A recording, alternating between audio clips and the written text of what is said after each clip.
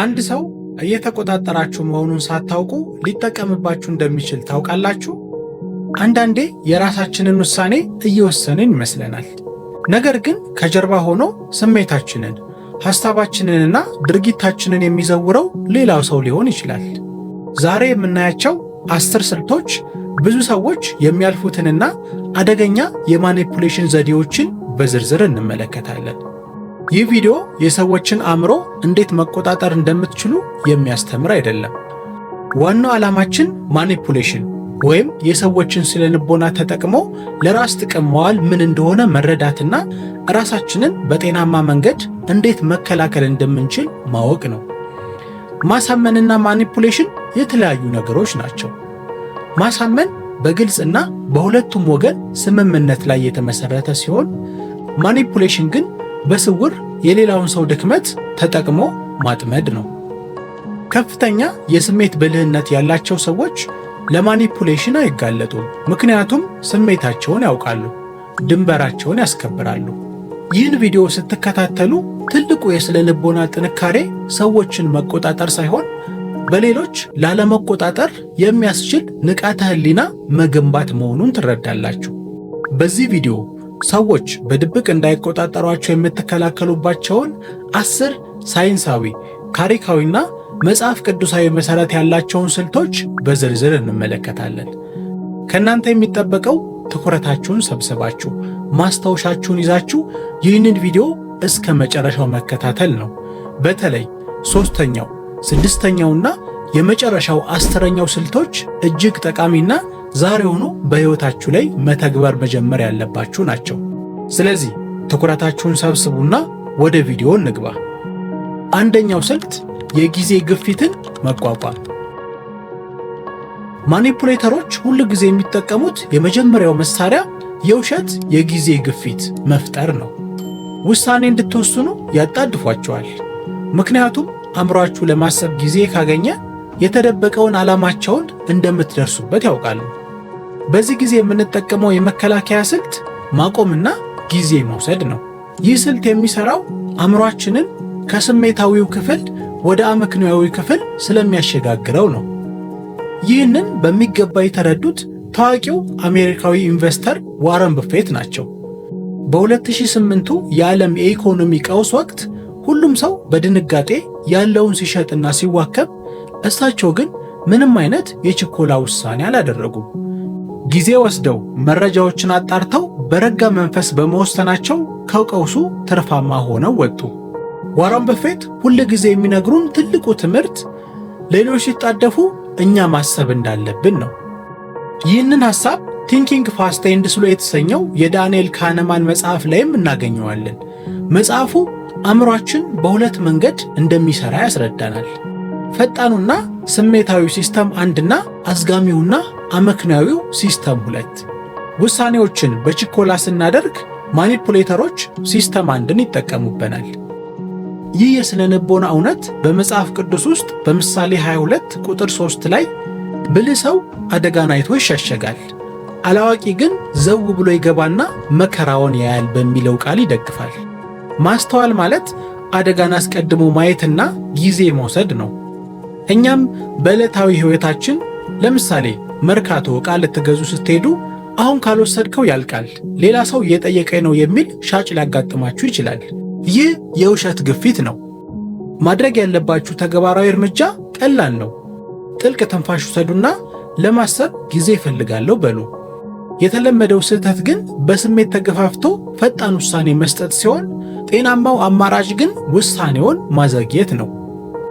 እናንተስ እንዲህ አይነት የችኮላ ውሳኔ አድርጋችሁ ተጸጽታችሁ ታውቃላችሁ? ይህ ሁኔታ አጋጥማችሁ ከሆነ በኮሜንት ላይ ሐሳባችሁን ጻፉልኝ። 2ኛ የስሜት ድንበርን ማበጀት። ሁለተኛው አደገኛው ዘዴ የጥፋተኝነት ስሜትን በመጠቀም ሰዎችን መቆጣጠር ነው። እኔ ላንተ ይህን ሁሉ አድርጌልህ አንተ ግን ይህንን ትከለክለኛለህ የሚሉ ቃላትን ሰምታችሁ ታውቃላችሁ? ይህ ዘዴ የሚሰራው በውስጣችሁ ያለውን ጥሩ ሰው የመሆን ፍላጎት ስለሚበዘብዘው ነው። የስሜት ድንበር ማበጀት ማለት ለሌሎች ሰዎች ስሜትና ምርጫ ኃላፊነት እንደማንወስድ ማወቅ ነው። በዚህ ዙሪያ ታዋቂው አሜሪካዊ ተመራማሪ ብሬኔ ብራውን በ2010 ባደረጉት ጥናት እንዳረጋገጡት ጤናማ ግንኙነት ሊኖር የሚችለው ግልጽ የሆነ ድንበር ሲኖር ብቻ ነው ብለዋል። ርህራሄ ማለት የራስን ድንበር ጥሶ ለሌሎች መገዛት ማለት እንዳልሆነ በግልጽ አስተምረዋል። የዚህን ጥልቅ ትርጉም ባውንደሪስ በሚለው መጽሐፍ ውስጥ እናገኘዋለን።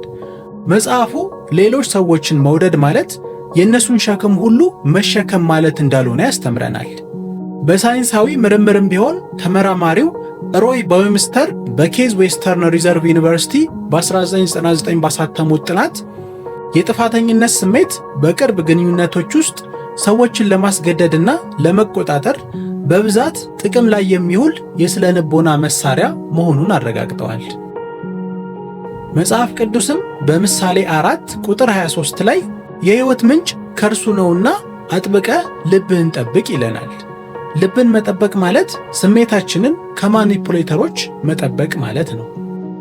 በሀገራችን ባህል ውስጥም ለምሳሌ ከአቅማችሁ በላይ የሆነ የገንዘብ እርዳታ ቤተሰብ ሲጠይቃችሁና እናንተ ማድረግ ሳትችሉ ስትቀሩ ቤተሰባችሁን አትወዱም ተብላችሁ ሲነገራችሁ ይህ ማኒፑሌሽን ነው። ስለዚህ ማድረግ ያለባችሁ ተግባራዊ እርምጃ በአክብሮት ግን በቁርጠኝነት የምትችሉትን ብቻ ማገዝ፣ ከዛም በኋላ መተው ነው። የተለመደው ብዙ ሰው የሚሰራው ስህተት ግን ሰላም ለመፍጠር ብሎ ከአቅሙ በላይ ገንዘብ ተበድሮ መስጠትና ቃል መግባት ነው። ከዚህ ይልቅ በግልጽ አቅምን ማሳወቅ የተሻለ ነው። ግን ይሄ ገና የመጀመሪያው ነው። ከጥቂት ደቂቃዎች በኋላ ብዙ ሰዎች የማያስተውሉትን አደገኛ የፍቅር ማኒፑሌሽንን ዘዴ እናያለን። አሁን ግን ወደ ሶስተኛው እንግባ። ሶስተኛ ስልት ከቃላት ይልቅ ለድርጊት ትኩረት መስጠት። ሶስተኛው ስልት ሰዎች ከሚናገሩት ቃል ይልቅ ለሚያደርጉት ድርጊት ትኩረት መስጠት ነው። ማኒፑሌተሮች መጀመሪያ ላይ ከመጠን ያለፈ ሙገሳ፣ ስጦታና ፍቅር በማሳየት የማመዛዘን አቅማችሁን ያሳውሩታል። ይህ ዘዴ አእምሯችንን በዶፓሚን ሆርሞን ስለሚሞላው የሰዎች መጥፎ ባህሪ እንዳናይ ይጋርደናል። ይህንን እውነት በተግባር ያሳየችው አሜሪካዊቷ ገጣሚና የሰብአዊ መብት ተሟጋች ማያ አንጀሎ ናት። እሷ እንዳለችው ሰዎች ማንነታቸውን በድርጊታቸው ሲያሳዩአችሁ ገና ከመጀመሪያው እመኗቸው። ቃላት ሊዋሹ ይችላሉ፣ ድርጊት ግን ሁልጊዜ እውነቱን ይናገራል። ይህን በተመለከተ በጋቪን ቤከር የተጻፈው ዘ ጊፍት ኦፍ ፊር የተባለው መጽሐፍ ድንቅ ትምህርት ይሰጠናል። መጽሐፉ ከመጠን ያለፈ ውበትና ማግባባት አብዛኛውን ጊዜ የተደበቀ አደጋን ለመሸፈን የሚጠቅም የስነ ልቦና ጭንብል መሆኑን ይነግረናል። በሳይንሱ ዘርፍም ታዋቂው የስነ ልቦና ባለሙያ ፓውል ኢክማን በዩኒቨርሲቲ ኦፍ ካሊፎርኒያ ሳን ፍራንሲስኮ በ1990ዎቹ ባደረጉት የፊት ገጽታና የማይክሮ ኤክስፕሬሽን ጥናት ላይ ሰዎች በቃላቸው የሚናገሩትና በውስጣቸው የሚያስቡት ሲለያይ ድርጊታቸውና የሰውነት እንቅስቃሴያቸው እውነቱን አሳልፎ እንደሚሰጥ አረጋግጠዋል። ይህ ጥበብ በቅዱሱ ቃል በመጽሐፍ ቅዱስ ላይ በማቴዎስ ምዕራፍ 7 ከቁጥር 15 እስከ 20 ላይ የበግ ለምድ ለብሰው ከሚመጡባችሁ በውስጣቸው ግን ነጣቂ ተኩላዎች ከሆኑ ተጠንቀቁ፣ ከፍሬያቸው ታውቋቸዋላችሁ በሚለው ቃል ይገለጻል። ፍሬያቸው ማለት ድርጊታቸው ማለት ነው። እኛም በዕለታዊ ሕይወታችን ገና በተዋወቃችሁ በሳምንቱ ውድ ስጦታዎችን የሚያንበሸብሻችሁ ሰው ካለ ይህ የማስጠንቀቂያ ምልክት ሊሆን ይችላል። ተግባራዊ እርምጃው ግንኙነቱን ማዘግየትና ሰውየው በጊዜ ሂደት የሚያሳየውን ባህሪ መከታተል ነው። በስሜት ተገፋፍቶ የችግር ምልክቶችን ችላ ከማለት የሰዎችን ማንነት ለማወቅ ጊዜ መስጠት ብልህነት ነው። እስካሁን ያየናቸው ስልቶች በጣም አሪፍ ናቸው። ግን አንድ ሰው ፊት ለፊታችሁ መጥቶ ቢጮህባችሁስ ምን ታደርጋላችሁ? አራተኛው ስልታችን የሰዎችን ንዴት ማብረጃ ነው። አራተኛው ስልት አረጋጊ ግንኙነትን መጠቀም ነው። ሰዎች አንዳንዴ በንዴትና በስድብ ሚዛናችሁን ሊያስቱ ይሞክራሉ። በዚህ ጊዜ ራሳችሁን የምትከላከሉበት ጤናማው መንገድ በእነሱ ንዴት ውስጥ ሳትገቡ ከተናገሩት ውስጥ እውነት ያለበትን ትንሽ ነገር ብቻ በመቀበል ጥቃታቸውን ማብረድ ነው። የደቡብ አፍሪካ ታላቅ መሪ ኔልሰን ማንዴላ ይህንን ጥበብ በሚገባ ተጠቅሞበታል። እስር ቤት ባሉበት ሰዓት ጠባቂዎቹ በስድብ ሊያዋርዷቸው ሲሞክሩ እሳቸው ግን ሙሉ በሙሉ በረጋ መንፈስ ምላሽ በመስጠት ኃይላቸውን አሳይተዋል። መቆጣት ሲገባቸው ተረጋግተው መልስ በመስጠት የጠባቂዎቹን ኃይል ሰብረዋል። ተመራማሪው አልበርት ባንዱራ በ1970ዎቹ ባደረጉት ጥናትም ሰዎች በግጭት ወቅት የራሳቸውን ስሜት መቆጣጠር ሲችሉ የሌላው ሰው አጥቂ ባህሪ በቀላሉ ሊጎዳቸው እንደማይችል አረጋግጠዋል። መጽሐፍ ቅዱስም በምሳሌ 15 ቁጥር 1 ላይ የለዘበች መልስ ቁጣን ትመልሳለች፣ ክፉ ቃል ግን ቁጣን ታነሳሳለች ይላል። እናንተም በሥራ ቦታ አለቃችሁ በሌሎች ፊት ተገቢ ያልሆነ ትችት ሲሰነዝርባችሁ ከማልቀስ ወይም ከመጮህ ይልቅ በሪፖርቱ ላይ ስህተት መኖሩን እቀበላለሁ፣ አርሜ እመጣለሁ ብሎ በእርጋታ መመለስ ኃይሉን ከነሱ ወደ እናንተ ያመጣዋል። እዚህ ጋር መውሰድ ያለባችሁ ተግባራዊ እርምጃው ትልቅ ትንፋሽ መውሰድና ትችቱን በግል ላለመውሰድ መሞከር ነው። ስሜታዊ ሆኖ ከመከራከር በእርጋታ እውነቱን ብቻ መቀበል አሸናፊ ያደርጋል። እናንተስ እንዲህ አይነት ቶሎ የሚቆጡ ሰዎች በሕይወታችሁ አጋጥሟችሁ ያውቃል? እስኪ ሐሳባችሁን አካፍሉን። የሰዎችን ንዴት እንዴት እንደምናበርድ አየን። አሁን ደግሞ ወደ አምስተኛውና በጣም አደገኛ ወደ ሆነው የማታለያ መንገድ እንገባለን። እስከዚች ደቂቃ ድረስ እየተከታተላችሁን ከሆነ አንድ ጊዜ ቆም በሉና ቪዲዮውን ላይክ አድርጉት። እናንተ የምትሰጡን አንድ ላይክ በደንብ እንድንበረታና ምርጥ ሥራ ይዘንላችሁ እንድንመጣ ያበረታታናል። እንዲሁም ደግሞ ለሊዮ ቼንጅ አዲስ ከሆናችሁ ቁም ነገር አዘል ቪዲዮዎችን፣ አስተማሪና አመለካከት ቀያሪ ቪዲዮዎችን በየጊዜው ለማግኘት ሊዮ ቼንጅን ሰብስክራይብ ማድረግና የደወል ምልክቱን መጫናችሁን አትርሱ። እንዲሁም ይህንን ቪዲዮ ከየት አገር ሆናችሁ ነው እያያችሁን ያላችሁት? በስንት ሰዓትስ ነው እየተከታተላችሁን ያላችሁት? እባካችሁ ይህንንም በኮሜንት ላይ ጻፉልን። የት ሆናችሁ እንደምታዩን ማወቅ እንፈልጋለን። አሁን ወደ አምስተኛው ስልት እንሸጋገራለን። አምስተኛው ስልት የራስን እውነት ማመን ነው። ይህ ዘዴ ጋዝ ላይቲንግ በመባል የሚታወቅ አደገኛ የስነ ልቦና ጥቃት ነው። ማለትም በእውነት የተፈጠረውን ነገር እንዳልተፈጠረ አድርገው በማቅረብ የእናንተን ትውስታና ጤናማነት እንድትጠራጠሩ ያደርጓቸዋል። ይህ ዘዴ በጣም ኃይለኛ የሆነው የራሳችሁን ሚዛን ስለሚያስታችሁ ነው። የአሜሪካው ፕሬዝዳንት የነበሩት አብርሃም ሊንከን ከፍተኛ የፖለቲካ ማታለልና ጫና ይደርስባቸው ነበር። ብዙ ሰዎች ጦርነቱን በማካሄዳቸው ሀገሪቱን እያጠፉ እንደሆነ በማስመሰል እውነታውን ሊያዛቡ ሞክረዋል። ነገር ግን ሊንከን በውስጣዊ እውነታቸው ላይ ጸንተው በመቆማቸው ሀገሪቱን ሊታደጉ ችለዋል። ይህን አቅም ኢሞሽናል ኢንተለጀንስ በተባለው የዳንኤል ጎልማን መጽሐፍ ላይ እናገኘዋለን። ራሳቸውን ጠንቅቀው የሚያውቁ ሰዎች ማንም ሰው መጥቶ ማንነታቸውን ሊነግራቸው አይችልም ይላል። ተመራማሪው ጆን ጎትማን በ1990ዎቹ ዓመተ ምህረት ባደረጉት ጥናትም በትዳር ውስጥ አንደኛው ወገን የሌላውን ትውስታ ደጋግሞ ሲክድ ግንኙነቱ ከፍተኛ አደጋ ላይ እንደሚወድቅ አረጋግጠዋል። መጽሐፍ ቅዱስም በፊልጵስዩስ ምዕራፍ 4 ቁጥር 8 ላይ እውነት የሆነውን ሁሉ አስቡ በማለት ይደግፈዋል። እውነት የሆነውን ማወቅ ትልቅ የመከላከያ ጋሻ ነው። ለምሳሌ በትዳር ውስጥ የትዳር አጋራችሁ ትናንት የተናገረውን አሳማሚ ቃል ዛሬ እኔ እንደዚህ አላልኩም አንተ ነህ ያበድከው ሲላችሁ ይህ የአእምሮ የማዘበራረቅ ጥቃት ነው። እንዲህ ሲፈጠርባቸው ማድረግ ያለባችሁ ተግባራዊ እርምጃ እውነታውን መመዝገብ፣ ከታመነ ሰው ጋር መማከርና ከሰውየው ጋር እውነታው ላይ አለመከራከር ነው። እነሱን ለማሳመን ከመሞከር የራሳችሁን እውነት አጥብቆ መያዝ ይሻላል። አደራ የ10ኛው መከላከያ እንዳትረሱ፣ ሁሉንም ስህተቶች የሚያጠቃልለው እሱ ነውና። ከዚህ አደገኛ ወጥመድ ካመለጥን በኋላ 6ኛው ዘዴያችን ደግሞ እምቢ ማለትን እንዴት በቀላሉ እንደምናደርገው ያሳየናል። 6ኛው ስልት የተበላሸ ሸክላ ቴክኒክ ይባላል። ሰዎች ሐሳባችሁን እንድትቀይሩ ጫና ሲያደርጉባችሁ ያለምንም ቁጣ አቋማችሁን ደጋግሞ የመግለጽ ጥበብ ነው። ልክ እንደ ተበላሸ የሸክላ ሪከርድ አንድ አይነት መልስ በእርጋታ መመለስ ነው። ይህ ዘዴ ሰዎቹን ተስፋ ያስቆርጣቸዋል፣ ምክንያቱም የሚከራከሩበትን አዲስ ሰበብ አያገኙም። የጀርመኗ መሪ የነበሩት አንጌላ ሜርክል በአውሮፓ የኢኮኖሚ ቀውስ ወቅት ይህን ጥበብ ተጠቅመውበታል። የተለያዩ መሪዎች ስሜታዊ ሆነው ጫና ሲያደርጉባቸው፣ እሳቸው ግን እጅግ በተረጋጋ ድምፅ ሆነው አንድ አይነት ፖሊሲ ደጋግመው በማስረዳት ሀገራቸውን ታድገዋል።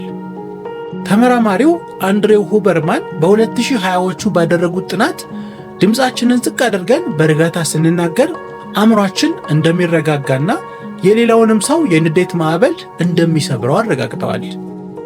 በመጽሐፍ ቅዱስም ላይ ይህንን ጥበብ በማቴዎስ ምዕራፍ 10 ቁጥር 16 ላይ እናገኘዋለን።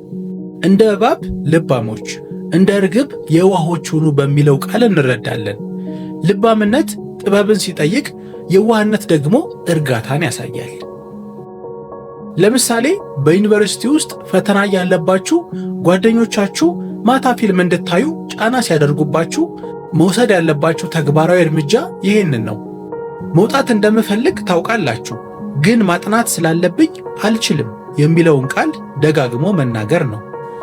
የተለያየ ሰበብ እየፈጠሩ ከመከራከር አንድ አይነት እምቢታ ማቅረብ በቀላሉ ነፃ ያወጣል። ግን እምቢ ስንል ሰዎች እንዳይጠሉን ብንፈራስ? ይህንን የውስጥ ፍርሃት ሰባተኛው ስልታችን ይነግረናል። ሰባተኛው ስልት ከሌሎች ዕውቅና ነፃ መውጣት ነው።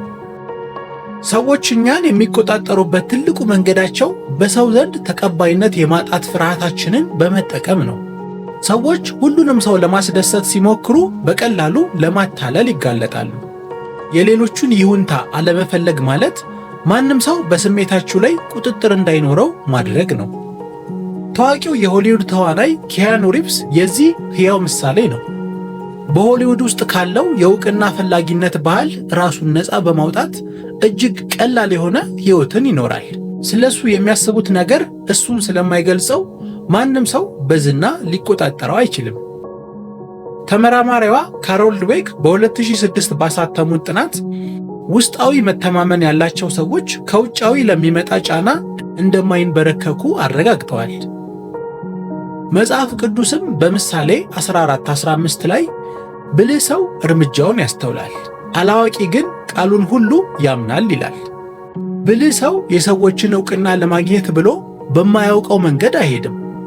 ለምሳሌ በሰፈራችሁ ዕድር ውስጥ ኮሚቴ እንድትሆኑ ተጠይቃችሁ ጊዜ ስለሌላችሁ እምቢ ስትሉ ለማህበረሰቡ ደንታ የላችሁም ተብላችሁ ልትወቀሱ ትችላላችሁ። እዚህ ጋር ማድረግ ያለባችሁ ተግባራዊ እርምጃ የሰዎቹን ጊዜያዊ ቅሬታ በጸጋ መቀበልና የራሳችሁን አቅም ማክበር ነው። ሰዎችን ለማስደሰት ብሎ ራስን ከማሳመም እውነትን ይዞ የሰዎችን ትችት መቋቋም ጤናማነት ነው። ይህንን ማድረግ ከቻላችሁ በኮሜንት ላይ ዕውቅናን አልፈልግም ብላችሁ ጻፉልኝ። ሰዎች እንዳይጠሉ መፍራት ካቆምን ደግሞ 8ኛው እርምጃችን የራሳችንን ምስጢር መጠበቅ ነው። 8ኛው ስልት መረጃን መቆጣጠር ነው። ማኒፑሌተሮች ምስጢራችሁን፣ ድክመታችሁንና ታሪካችሁን በማወቅ በዛው ተጠቅመው ሊያጠቋችሁ ይሞክራሉ። ስለ ራስ ከመጠን በላይ መናገር ለጠላት የጦር መሳሪያ እንደ መስጠት ይቆጠራል። መረጃን መቆጣጠር ማለት መዋሸት ሳይሆን ለማን ምንና መቼ መናገር እንዳለብን ማወቅ ማለት ነው። አሜሪካዊ ቢሊዮነር ቻርሊ ሙንገር መረጃን የመቆጣጠርና ስሜትን የመግታት ትልቅ ልምድ ነበራቸው። በከፍተኛ ጥንቃቄ የሚታወቁት ቻርሊ ሙንገር ሰዎች ስለ እሳቸው ድክመት አውቀው እንዳይጠቀሙባቸው ሁል ጊዜ ራሳቸውን ይጠብቁ ነበር። ተመራማሪው ዋልተር ሚሼል በ1972 ባደረጉት ጥናትም ስሜትን አፍኖ መረጃን የመቆጣጠር ችሎታ ለሰው ልጅ ስኬት እጅግ ወሳኝ መሆኑን አሳይተዋል። መጽሐፍ ቅዱስም በምሳሌ 10:19 ላይ በንግግር ብዛት ውስጥ ኃጢአት አይታጣም፣ ከንፈሩን የሚገታ ግን አስተዋይ ነው ይላል። እንዲሁም በምሳሌ 11:13 ላይ ሐሜተኛ ሰው ምስጢር ያወጣል፣ ታማኝ ሰው ግን ምስጢር ይሰውራል ይላል። እናንተም በሥራ ቦታችሁ አዲስ የተቀጠረ ሰው ስለ አለቃችሁ ያላችሁን የግል አስተያየት ቶሎ ቶሎ ሲጠይቃችሁ መጠንቀቅ አለባችሁ። ማድረግ ያለባችሁ ተግባራዊ እርምጃ ጥያቄውን ወደ ሌላ ርዕስ መቀየር ነው። የውሸት ቅርበትን ለማግኘት ተብሎ ሁሉንም ምስጢር ከመዘርገፍ መረጃን በጊዜና በቦታ መገደብ ያስፈልጋል። ምስጢራችንን ከጠበቅን በጣም ጥሩ።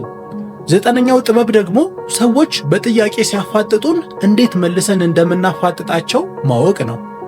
9ኛው ስልት ኃይልን በሚዛናዊ ጥያቄዎች መመለስ ነው። ሰዎች ከባድ ጥያቄ አምጥተው ጫና ሲፈጥሩባችሁ ከመከላከል ወይም ከመበሳጨት ይልቅ ማብራሪያ የሚጠይቁ ጥያቄዎችን መልሶ መጠየቅ የተሻለ መፍትሄ ነው። ጥያቄ መጠየቅ አእምሯችሁን ከስሜት ነፃ ያደርገዋል፣ የውይይቱንም አቅጣጫ ያስተካክለዋል። አሜሪካዊው የስነ ልቦና ባለሙያ ካርል ሮጀርስ በስነ ልቦና ሕክምና ውስጥ የደንበኛን ሐሳብ መልሶ በጥያቄ የማንጸባረቅን ዘይቤ ይጠቀሙ ነበር። ታካሚው የሚያነሳውን ሐሳብ መልሶ በመጠየቅ ግለሰቡ የራሱን ስህተት እንዲገነዘብ ያደርጉ ነበር። ይህም ሰዎች ሊያታልሉን ሲሞክሩ እጅግ ጠቃሚ ነው። ይህንን ልማድ ለማዳበር አቶሚክ ሃቢትስ የተባለው የጄምስ ክሊር መጽሐፍ በደንብ ያስረዳናል። ፈጣን ምላሽ ከመስጠት ይልቅ ጥያቄ መጠየቅን ልማድ እንዴት እንደምናዳብር በመጽሐፉ ላይ በደንብ ያስተምረናል። በመጽሐፍ ቅዱስም ላይ በምሳሌ 17 ከምዕራፍ 27 እስከ 28 ላይ እናየዋለን። አስተዋይ ሰው መንፈሱ እርጋታ የተሞላበት ነው፣ ሰነፍም እንኳ ዝም ቢል ጠቢብ ሆኖ ይቆጠራል ይላል። ዝምታና ጥያቄ ትልቅ ጥበብ ናቸው። ለምሳሌ አከራያችሁ በድንገትና ምክንያታዊ ባልሆነ መንገድ ኪራይ እንደሚጨምር ሲነግራችሁ ከመበሳጨት ይልቅ ይህን ውሳኔ አሁን ባለው የኢኮኖሚ ሁኔታ ውስጥ እንዴት ልቀበለው እችላለሁ ብለው ያስባሉ ብሎ መጠየቅ ኃይሉን ወደሱ ይመልሰዋል። እዚህ ጋር ማድረግ ያለባችሁ ተግባራዊ እርምጃ ክፍት የሆኑ ጥያቄዎችን መጠየቅ ነው።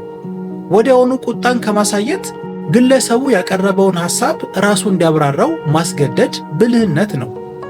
እናም ውድ ተመልካቾቼ አሁን በመግቢያችን ላይ ቃል ወደ ገባሁላችሁና ሁሉንም ነገር ወደሚያሸንፈው ወደ 10ኛውና የመጨረሻው ታላቅ ሚስጥር ደርሰናል።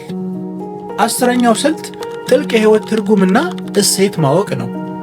ይህ ሁሉንም የማታለያ ዘዴዎች የሚያከሽፈው ታላቁ ጋሻችን ነው። ትልቁ የስነ ልቦና መከላከያ ግልጽ የሆነ የሕይወት እሴት ማወቅ ነው። ሰዎች በቀላሉ ሊቆጣጠሩት የሚችሉት የሚቆምለት እሴትና ዓላማ የሌለውን ሰው ብቻ ነው። ማንነቱን፣ ዓላማውንና እሴቱን በትክክል የሚያውቅ ሰው በማንኛውም የውጭ ጫና ላይ አይዋዥቅም፣ መቆጣጠርም አይችሉትም። ይህንን እውነት በተግባር ያሳዩት ኦስትሪያዊው የሥነ አእምሮ ሐኪም ቪክቶር ፍራንክል ናቸው።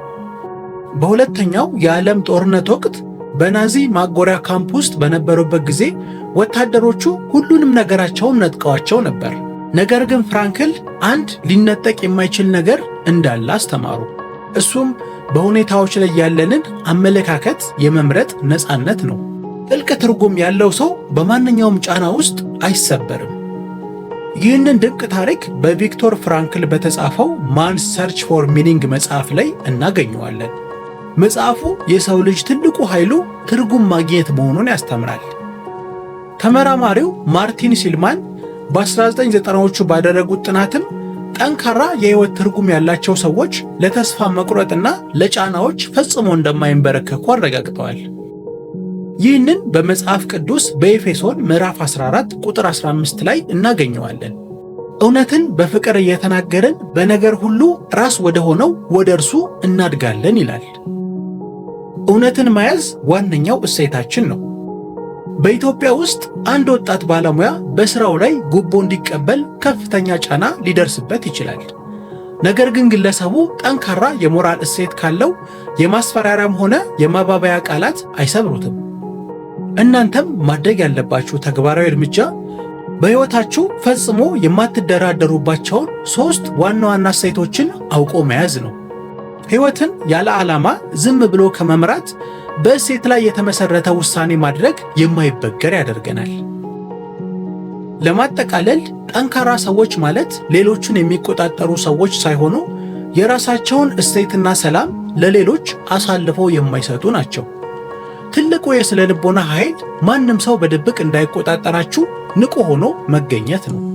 በዚህ ሳምንት አሁን ከጠቀስኩላችሁ 10 መከላከያዎች አንዱን በሕይወታችሁ ውስጥ መርጣችሁ ተግበሩ።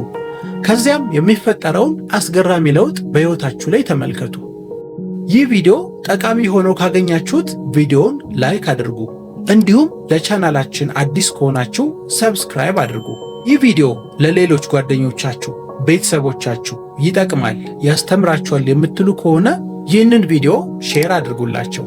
አሁን ካየናቸው 10 ስልቶች ውስጥ ለእናንተ የበለጠ ጠቃሚ ሆኖ ያገኛችሁት የትኛውን እንደሆነ በኮሜንት ላይ ጻፉልኝ። በዛውም እናንተም በሕይወታችሁ ተግባራዊ እንደምታደርጉት ቃል ግቡልኝ። ሁልጊዜም እውነትን በማወቅ ድንበራችሁን በማክበርና በስነ ልቦና ነፃነት ለመኖር ድፍረቱ ይኖራችሁ።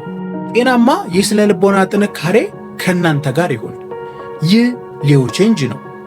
በቀጣይ ቪዲዮ ደግሞ ብልህ የሆነ ወንድ መገለጫ የሆኑትን 10 የስነ ልቦና ሚስጥሮች ማወቅና በሕይወታችሁ ላይ ጠንካራ የሆነ የማይበገር ብልህ የሆነ ወንድ መሆን የምትፈልጉ ከሆነ ይህንን ቪዲዮ ተመልከቱት። እጅግ ጥልቅ የሆነ ቁም ነገርን ታገኙበታላችሁ።